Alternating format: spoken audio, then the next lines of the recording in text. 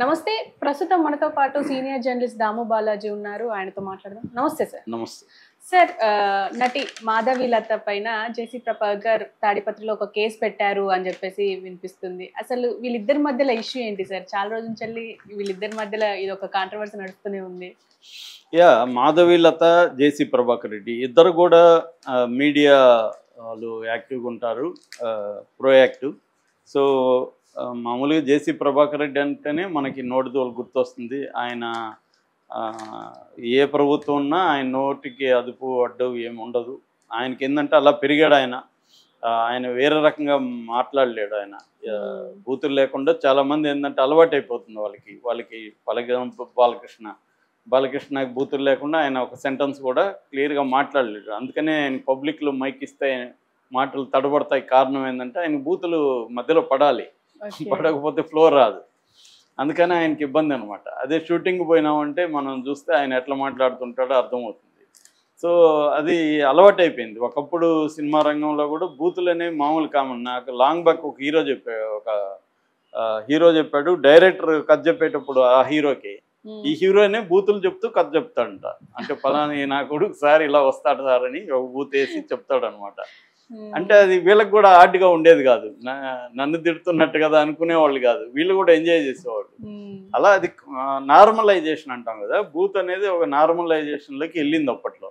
తర్వాత ఈ ఫెమినిస్ట్ ఉద్యమాలు, దళిత ఉద్యమాలు ఇవన్నీ వచ్చినాక మీ బూతుల్లో మమ్మల్ని తిడుతున్నారు అని స్త్రీలు, మమ్మల్ని తిడుతున్న దళితులు లేకపోతే ముస్లిమ్స్, ఈ అస్తిత్వ ఉద్యమాల గట్టిగా రావడంతో ఇప్పుడు అవన్నీ అసలు బూతులు మాట్లాడడం కరెక్ట్ కాదు అన్న అభిప్రాయం అన్న జనంలోకి వచ్చింది. సో ఒకప్పుడైతే పబ్లిక్గా మాట్లాడారు. రెండోది ఏంటంటే మీడియా వచ్చినాక కూడా అన్నీ రికార్డ్ అయిపోతాయి కదా. ఇప్పుడు అంతకుముందంటే న్యూస్ పేపర్లే కాబట్టి వాళ్ళందరూ రాయరు, బూతులు మాట్లాడచ్చు ప్రెస్తో కూడా. ఇవాళ ఏంటంటే ప్రతిదీ రికార్డ్ అయిపోతుంది కాబట్టి కొంత భయం అనేది జనంలో కొంతవరకు ఉంది. సో కానీ జేసీ దివాకర్ రెడ్డి లాంటి వాళ్ళు, ప్రభాకర్ రెడ్డి లాంటి వాళ్ళకి ఆ భయం కూడా లేదు. ఏదైతే అయిందని మాట్లాడేస్తారు వాళ్ళు. ఎందుకంటే వాళ్ళ ప్లేస్లో వాళ్ళని ఎవరు డిస్టర్బ్ చేయలేరు. పవర్లో ఎవరున్నా వాళ్ళనేమి వాళ్ళ భాషలో పెక్కలేరు. సో కాబట్టి మహా అంటే కేసులు పెట్టగలరు, అంతకంటే ఏం చేస్తారు? కేసులు పెడితే ఏముంటుంది, జైలు మేనేజ్ చేసుకుంటాం, పోలీసులు మన వాళ్ళే, జడ్జిల్ని మేనేజ్ చేస్తాం అన్న దీంట్లో వాళ్ళు ఉంటారనమాట. అంటే టర్ఫ్స్ అంటారు. టర్ఫ్ అంటే వాళ్ళ సామ్రాజ్యం. ఆ సామ్రాజ్యంలో వాళ్ళే రాజులు. ఇంకా పైన ఏ రాజు ఉన్నా కూడా వీళ్ళని డిస్టర్బ్ చేయలేడు. వీళ్ళు కప్పం కావాల్సి ఉంటే కడతారు, అంతవరకే. సో అలాగా ఒక సామంత రాజులలాగా. ముఖ్యంగా పాలెగాళ్ళ స్వభావం కూడా రాయలసీమలో ఉంటుంది. పాలెగార్స్ అని చిన్న చిన్న రాజులు ఉండేవాళ్ళు ఒకప్పుడు.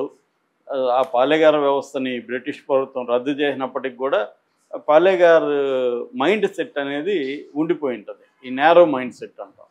సో అలాగా ఈ మనకి చాలామంది బూతులు మాట్లాడే వాళ్ళు ఉన్నారు. అందులో ఈయన ఓపెన్గా కెమెరా ముందు కూడా మాట్లాడేసిన అనేక సందర్భం ఉంది. ఆయన నా కొడకల్లారా అనకుండా తిట్టలేరు ఎవరిని. వాళ్ళు మనవాళ్ళు అంటే మన ప్రభుత్వం అధికారులైనా అలాగే తిడతాడు ఆయన. అక్కడ తరతమ భేదం కూడా లేదు ఆయన. సో ఈ కాంటెక్స్లో ఏంటంటే, కానీ అక్కడ ఆయనకి మంచి పేరు కూడా ఉంది. ఎక్కడ తాడిపత్రిలో దాన్ని క్లీన్గా ఉంచాడని, అభివృద్ధి చేయించాడని ప్రజల్లో.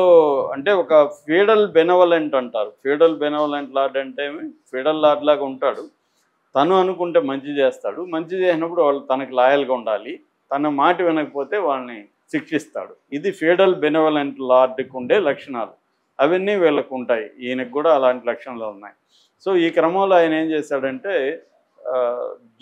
మొన్న డిసెంబర్ 31, 2024లో అక్కడ ఉండే మహిళలకు అందరికీ జేసీ పార్క్ అని ఉంది. ఆ ఏరియాలో వాళ్ళందరినీ 30,000 మంది ఎంతమంది నాకు కరెక్ట్గా ఫిగర్ ఐడియా లేదు, మొత్తాన్ని కొన్ని వేల మంది స్త్రీలను అక్కడ పిలిచి వాళ్ళకి పార్టీ ఇచ్చాడు. స్త్రీలు అదే ఒక నిజానికి ఇంట్రెస్టింగ్ ఆస్పెక్ట్. స్త్రీలందరూ ఎందుకు మగవాళ్ళే పార్టీలు చేసుకోవాలి, ఈ మధ్య కాన్సెప్ట్ పెరిగింది కూడా కదా. పబ్బుల్లో కూడా ఓన్లీ 1 డే ఫర్ ఉమెన్ అని పెడుతున్నారు వీక్లో. నేను ఇప్పుడు 20 ఏళ్ళకు ముందు బెంగళూరులో చూసాను అది, ఆ కాన్సెప్ట్. అంటే ఎందుకు why should boys have all the fun అని యాడ్ ఉన్నట్టుగా. సో అలాగే ఈయన కూడా పెట్టాడు. అది మహిళలు కూడా పెద్ద సంఖ్యలో వచ్చారు. వాళ్ళకి కూడా అది సరదాగా అనిపించింది, వచ్చి ఏం చేసేసారు. దాన్ని ఈ అమ్మాయి ఇంకెవరు ఒక ఆమె పేరు మర్చిపోయినా, ఆంధ్రప్రదేశ్లో. వీళ్ళిద్దరూ విమర్శించారు. ముఖ్యంగా ఈ అమ్మాయి అక్కడ ఇది అంతా ఉంటుంది, వాళ్ళకి రక్షణ లేదు, ఇంకోటి అని ఈమె మాట్లాడింది. వాళ్ళకి రక్షణ లేకపోతే వాళ్ళు మాట్లాడలేరా? వాళ్ళకి వాయిస్ లేదా మహిళలకి?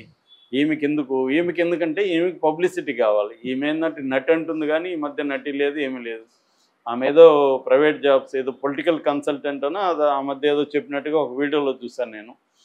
సో ఈమె బేసిక్గా బీజేపీ సింపథైజరు, యాక్టివిస్ట్ అంటుంది. అది కూడా ఏం తెలియదు మనకి. మొత్తానికి బీజేపీ సింపథైజరు. ఈమెకి నిజానికి తాడిపత్రికి ఏ రకంగా కూడా సంబంధం లేదు, కానీ దాంట్లో జోక్యం చేసుకుని మాట్లాడింది. ఈమె మామూలుగా ఈమె ఏదైనా వివాదంలో మాట్లాడినప్పుడు అది మీడియా హైప్ అనేది వస్తుంది ఆటోమేటిక్గా. దాంతో ఆయనకి కాలింది. అసలు ఆమె ఎవరు, ఆమెకు సంబంధం ఏంటి? నేనేదో ఇక్కడ మహిళలందరినీ ఆర్గనైజ్ చేసి వాళ్ళకి పార్టీ ఇస్తే ఆమెకేంటి నొప్పి అన్న కోపం మామూలుగానే ఆయనకి కోపం వస్తే ఆయన తట్టుకోలేము. దాంతో ఆయన ఎక్స్ట్రా మాట్లాడేశాడు. ఈమెని ప్రాస్టిట్యూట్ అన్నట్టుగా మాట్లాడాడు. అది ఖచ్చితంగా రాంగు. ఆమె చెప్పిన దాన్ని విమర్శించవచ్చు. ఆమెకేం సంబంధం, నేను ఇలా చేస్తున్నాను, ఇక్కడేమి సెక్యూరిటీ ఇష్యూస్ ఏమి లేవు, అందరూ మహిళలంతా హ్యాపీగా వచ్చారు, పార్టీ చేసుకొని హ్యాపీగా ఇళ్ళకి వెళ్ళారు, దీంట్లో ఏమీ ఇష్యూ లేదు, ఆమెకు సంబంధం ఏందనేది మాట్లాడితే బాగుండేది. కానీ అలా మాట్లాడితే జేసీ ప్రభాకర్ రెడ్డి ఎందుకు అవుతాడు? సో ఆయన మాట్లాడారు. దాంతో విమర్శలు పెద్ద ఎత్తున వచ్చాయి. దాంతో ఆయన కూడా రియలైజ్ అయ్యి నా తప్పు, నేను ఆవేశంలో మాట్లాడేశాను, అలా మాట్లాడాల్సింది కాదు అని కూడా ఆయన కెమెరా ముందు చెప్పాడు. కానీ ఆయన సారీ చెప్తే కూడా తిట్టినట్టే ఉంటుంది మామూలుగా. అట్లా అదే సారీ ఏదో నిజంగానే బాధపడి సారీ చెప్పినట్టుగా ఉండదు. దాంతో ఏమై సాటిస్ఫై కాకుండా ఏం చేసింది, ఏమై నిజంగానే హర్ట్ అయింది. హర్ట్ అవడంలో కూడా ఆశ్చర్యం లేదు. తను ఏ పర్పస్ చేస్తున్నా తనని అలా మాట్లాడడం రాంగ్. ఒక ఉమెన్గా మగవాళ్ళని అయితే అలా అంటారు కదా, వీడు మేల్ ప్రాస్టిట్యూట్ అంటారు కదా, స్త్రీలను మాత్రం ఎందుకు లైంగికంగా వాళ్ళని ఈ ఆస్పెక్ట్ స్త్రీల విషయం వచ్చేటప్పటికి మాత్రం ఈ సెక్సువాలిటీ ఇష్యూనే తీసుకొస్తారు. అదే మగవాడు 100 మంది అఫైర్లు ఉన్నా కూడా, మొన్న చూడు అతను ఎవరు కిరణ్ రాయల్, నాకు 100 మందితో ఉందని చెప్తున్నాడు. నీకు తెలిసింది కొంతమంది, నీకు తెలియని వాళ్ళు బోల్డ్ మంది ఉన్నారని గర్ల్ ఫ్రెండ్కి చెప్తున్నాడు. అది గ్రేట్గా చెప్తున్నాడు అతను. అదే ఉమెన్ ఏమో అవతల ఆమెని నీచంగా చూడడం అనేది ఇప్పటికీ మన సమాజంలో పేట్రియార్కల్ సమాజం కాబట్టి ఇప్పటికీ స్త్రీలకి అఫైర్లు ఉంటాయి, ఆమెకు అనేక చెడ్డ పేర్లు ఉంటాయి. మగవాళ్ళకు ఉంటేమో వాడు రెస్క్డ్ అని, గొప్పోడని, గ్రేట్ అని ఇలాగా సూపర్లేటివ్సే వాడతారు. సో ఈ కాంటెక్స్లో అతను మగ అహంకారం అతనిలో కూడా ఉంది కాబట్టి ఈమెను అటాక్ చేస్తాడు. ఈమె నేచురల్గా హర్ట్ అయింది. దాంతో ఈమె మాకి కూడా కంప్లైంట్ ఇచ్చింది. కానీ మా అనేది ఏం చేస్తుంది, వాళ్ళు కంప్లైంట్ తీసుకొని ఏం చేస్తారు, వాళ్ళు పెద్ద చేసేదేమి ఉండదు. ఎందుకంటే మా అసోసియేషన్లోనే జేసీ ప్రభాకర్ రెడ్డిలు చాలామంది ఉంటారు, మన నటినట్లు. బాలకృష్ణ అట్లా అనుకుంటే బాలకృష్ణ మీద మా చర్యలు తీసుకోవాలి కదా. ఆయన స్త్రీల మీద ఘోరమైన కామెంట్స్ చేశాడు కదా. ఈ మధ్య కూడా ఊర్వశి రౌతాల మీద ఎలా బిహేవ్ చేశాడు. మా అనేది అదేం లేదు. వాళ్ళు ఎవరన్నా వీక్గా హేమ లాంటి వాళ్ళు దొరికితే వాళ్ళని సస్పెండ్ చేస్తారు తప్ప ఇంకేం చేయలేరు. జేసీ ప్రభాకర్ రెడ్డి దగ్గర జోలికి వెళ్ళలేరు కాబట్టి సైలెంట్గా ఉన్నారు. దాంతో ఈమె గచ్చిబౌలి అనుకుంటా, లేకపోతే సైబరాబాద్లో కేసు పెట్టింది.